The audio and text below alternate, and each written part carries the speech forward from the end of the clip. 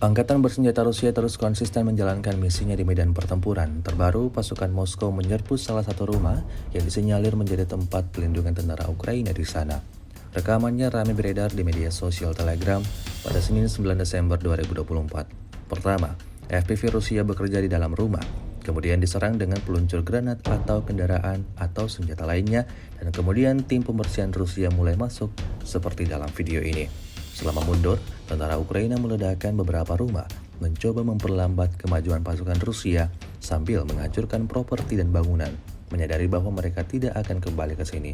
Mirip seperti Nazi yang merangkak menjauh dari wilayah pendudukan di tepi kiri Ukraina pada tahun 1943.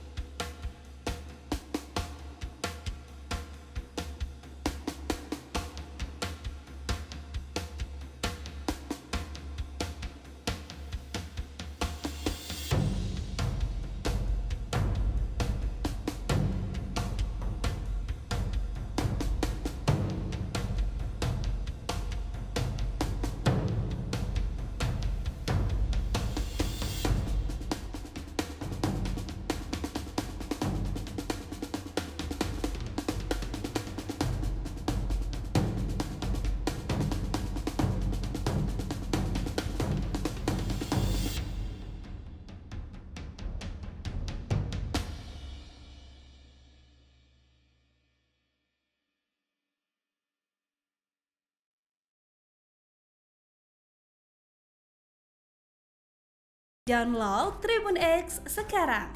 Menghadirkan lokal menjadi Indonesia.